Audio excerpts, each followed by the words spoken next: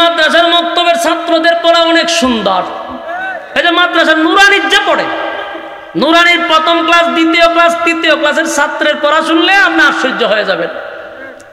কিন্তু আপনার জীবন তো 60 বছর গেছে, দাঁড়িয়ে সাদা হইল, হজও করেছেন, কিন্তু কোরআন শরীফ পড়তে পারেন না। তাহলে আপনার আমলনামায় কোরআনের খতম নাই গো।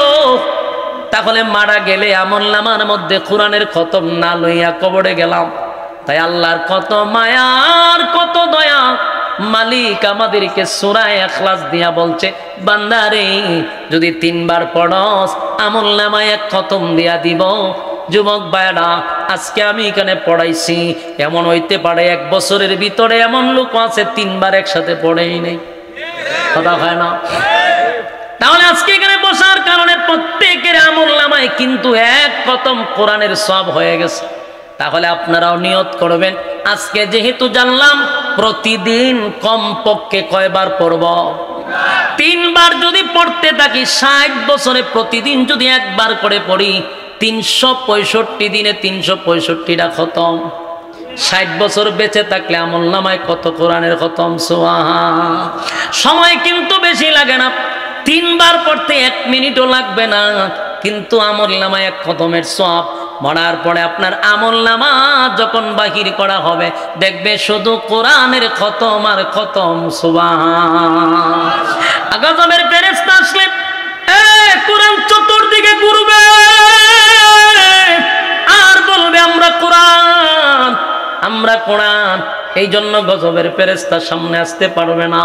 যুবক ভাইরা রে, 3 বার সূরা ইখলাস পড়তে সময় লাগে না। অনর্থক সময় নষ্ট করি, অনর্থক সময় অপচয় করি। গাড়িতে বসে আছি 3 বার পড়লাম, হাঁটতেছি 3 বার পড়লাম, ঘরে অনর্থক শুয়ে আছি 3 বার পড়লাম, সময় লাগে না। কিন্তু এই সূরা ইখলাস শুধু এখানেই নয়, সূরা ইখলাসের ফজিলত আরো আছে।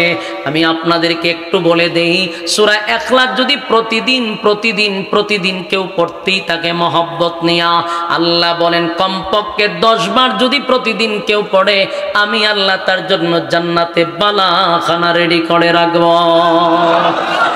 শুধু তাই নয়, সূরা ইখলাস এত দামি সূরা রে, এত ফজিলতপূর্ণ সূরা।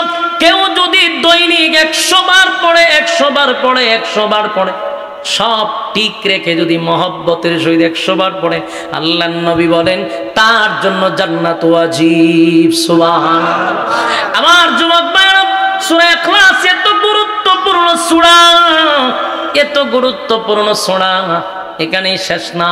সূরা ইখলাস যদি কেউ পড়তে থাকে, তার ইজ্জত আর সম্মান আল্লাহ বাড়ায়া দিবে।